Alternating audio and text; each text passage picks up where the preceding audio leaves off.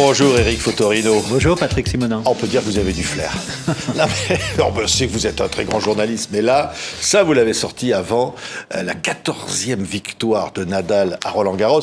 Ouais. Personne n'aurait parié un copec là-dessus. C'est vrai que, vous savez, un trimestriel, on le prévoit 3 mois à l'avance. Donc il y a 3 mois, en fait, j'ai eu une petite intuition. Nadal venait de gagner de façon complètement improbable la finale des internationaux d'Australie.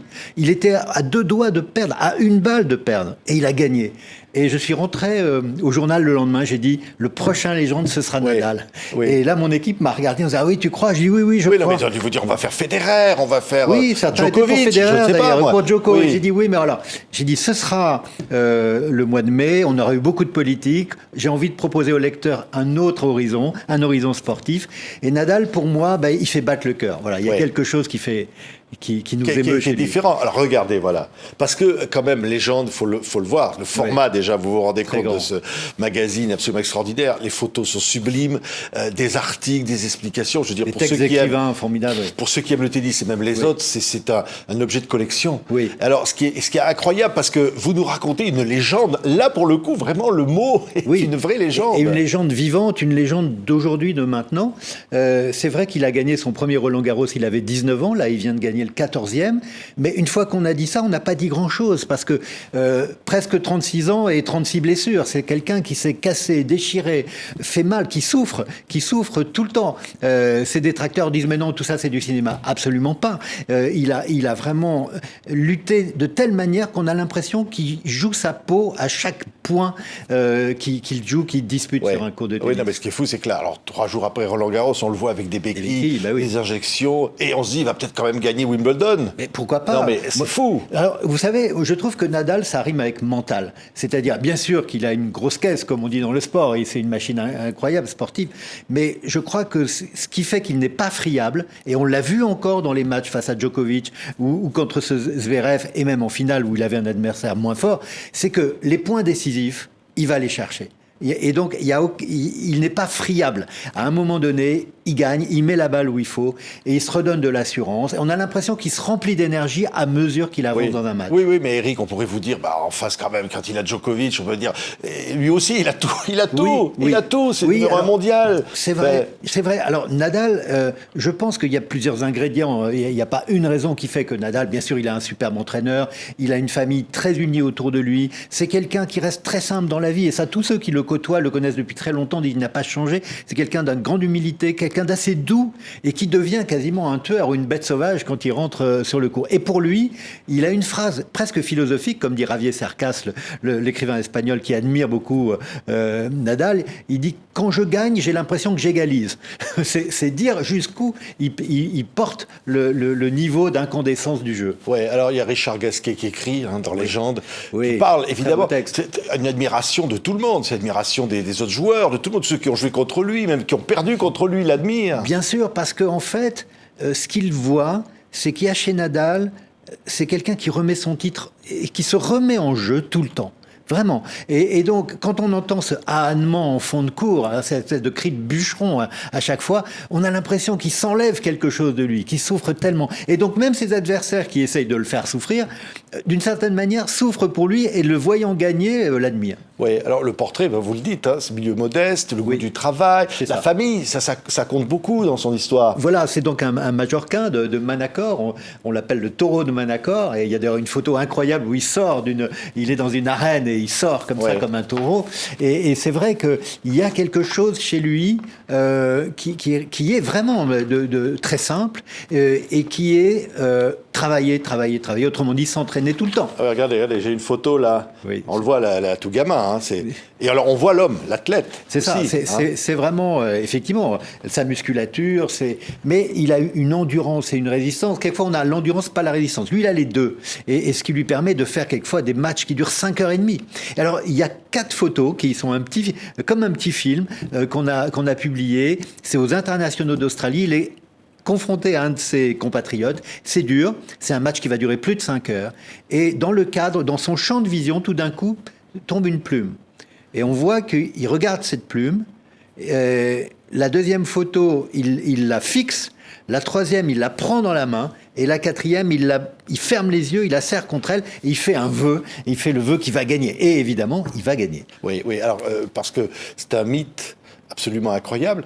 On se dit qu'il est capable de tout. Vous l'avez dit, hein, Éric, les blessures, etc. Oui. Mais il renaît de ses cendres. C'est ça, quelquefois. phénix. Il y a des années où pendant 6 mois, il n'a pas joué. Il était blessé. Et donc, on voit bien qu'il traverse des périodes de doute très importants. Et il perd des finales. Il perd contre Federer, il perd contre Djokovic. Donc, il ne faut pas croire que c'est un parcours comme ça, d'airain, où il gagne tout. Non, il ne gagne pas tout. Mais aujourd'hui, il n'empêche qu'à la force du poignet, c'est le cas de le dire, il est à 22 titres de Grand Chelem. Voilà, donc regardez-moi ça c'est absolument extraordinaire, la photo est sublime. Ouais, on voit le guerrier. Hein. Voilà. On dirait un Apache, on dirait... Voilà. C'est ça. Alors, non, mais parce que tout le monde s'arrache le légende, là. Hein. Celui-là, Roland-Garros, mais ailleurs. Parti, ouais. Alors, je crois que votre meilleure vente légende, c'était la reine. C'était la reine d'Angleterre. Il va peut-être détrôner la reine, Nadal. Et donc, fort, hein. On va voir s'il arrive à 30 000 exemplaires, ce qui serait formidable. Et là, auquel cas, la reine aurait un peu verrait sa couronne un peu ternie. Ouais. Tiens, voilà, moi j'ai reçu ça ce matin. On parlait un peu d'autre chose, mais c'est Zadig, c'est encore un de vos bébés. Voilà. Alors là, c'est un numéro sur quand Internet bétonne la France, l'e-commerce, data center. On est au cœur de... Donc ça, c'est la France. On raconte la France tous les trimestres dans Zadig. Et là, on montre comment l'équivalent d'une centaine de stades de France en surface sont construits sur les terres agricoles, les terres arables tous les ans pour mettre les dépôts Amazon, le e-commerce, les data centers, etc. Donc quand on croit que le numérique c'est dématérialisé, non, le numérique c'est aussi une emprise très forte sur le territoire français. Oui, alors c'est vrai que Légende est un grand format, mais là il y a encore plus grand. Regardez, ça, je n'arrive pas à le montrer à l'écran. Voilà, ça paraît pas, mais c'est un journal. C'est un journal qui se déplie, comme vous voyez, regardez tous les journaux. Et ça s'appelle donc le 1, mais il y a une particularité dans celui-là, c'est un anniversaire, Éric. Et oui, Patrick, les 8 ans du 1, c'est le numéro 400. Et pour nous, ça veut dire que depuis 8 ans, on est là, sans publicité, avec un projet éditorial qui est très simple. Hein. On traite chaque semaine d'une question liée à l'actualité, avec des écrivains, avec des chercheurs, avec des journalistes, des artistes. Là, c'est Catherine Meurice qui nous a fait le plaisir et l'honneur d'illustrer ce bonheur français. Existe-t-il un bonheur français? Et donc, au milieu de la guerre, entre la guerre, la politique et tous ces affrontements, on a eu envie de parler de bonheur. Êtes-vous heureux? Oui, c'est ça. Vous êtes toujours à contre-courant, vous, hein, Éric. Vous voulez parler de bonheur quand tout le monde est stressé. Mais oui, vous parlez de Nadal quand tout le monde ne parle que de Federer. Il faut savoir ouvrir des fenêtres, il faut savoir être inattendu. Et je pense que c'est ça qui excite, attise la curiosité. Oui, je ne vous demanderai pas quel sera le prochain numéro de Légende. Ce que je peux vous dire, c'est que ce sera une femme. Ah, ça sera une femme, oui. Voilà. Lui, ça va être dur de... Et oui, mais disons que vous voyez, on ne sait pas encore complètement, parce qu'on se laisse justement toujours... On peut avoir une idée très précise, mais c'est vrai que quelquefois, je me souviens quand on avait fait Angela Davis, on l'a fait parce qu'il y avait eu cette terrible bavure policière aux États-Unis contre un noir, et là on s'était dit pourquoi pas Angela Davis, et tout ça, et beaucoup de jeunes ont connu Angela Davis grâce à ce numéro de Légende. Voilà, et ça c'est ce que j'aime, c'est l'idée qu'on partage à la fois des convictions, et puis on a besoin d'admirer dans la vie. Je me souviens, c'est Michel Serres qui m'avait dit ça. Pour se construire, on a besoin d'admirer, et aujourd'hui, on ne fait que dénigrer. Et ça a été une des raisons pour lesquelles j'ai créé Légende. Parce qu'on a besoin d'admirer. Ça ne veut pas dire qu'on raconte la vie des saints, que les gens sont parfaits, loin s'en faut. Mais malgré tout, un parcours de vie aussi prestigieux, aussi fort, je pense que c'est une leçon pour chacun d'entre nous. Oui, mais en même temps, vous réinventez la presse, c'est ça qui est extraordinaire. Voilà. Aucun de vos magazines ne ressemble à des choses qu'on a déjà vues. Légende, c'est collector, avec un grand format des photos. Oui. Zadig, c'est presque un livre, à chaque fois. On l'a fait avec America pendant 4 ans, et maintenant on le fait sur la France. C'est vendu d'ailleurs dans les librairies, et absolument. Le 1 qui se déplie. Enfin, vous dites, il faut, voilà, on parlait justement des data centers, d'Internet, il faut garder quelque chose de matériel, la presse, ça doit devenir encore c'est exactement ça. On est dans un temps où on miniaturise et on dématérialise. Vous voyez les disques vinyles aujourd'hui qui s'arrachent, ils pèsent plus lourd que ceux que j'allais acheter à La Rochelle quand j'avais 15 ans. Donc on a relégitimité, resacralisé même les objets. Et pour moi, un journal, c'est un objet de presse. À partir de là, au lieu de le jeter quand on l'a lu, ou même pas lu, on le garde. Oui, ce qui est fou, c'est votre goût, Éric, des relations humaines, de la rencontre avec le lecteur. C'est la base c'est de pour tout. le lecteur. Oui. C'est la base de tout. Vous voyez, il y a quelque temps dans Zadig, j'ai fait un très long entretien avec Annie Ernaux. Quand vous ressortez d'entretiens comme ça, vous avez l'impression, vous avez envie de dire merci à la vie. Parce que tout d'un coup, grâce à ce métier que nous faisons et de rencontres, vous savez quelque chose, Patrick, eh bien, on devient toujours un peu meilleur. Ça nous agrandit notre vie. Tout d'un coup, notre vie, elle est agrandie de l'histoire des autres, de leurs fêlures, de leurs failles, mais aussi de leurs réussites, des questions qui nous posent et qui se posent et comment ils y répondent. Et pour moi, je crois que ça n'a pas de fin. Oui. Oui, je pense à des rencontres extraordinaires avec Michel Houellebecq, François Hollande.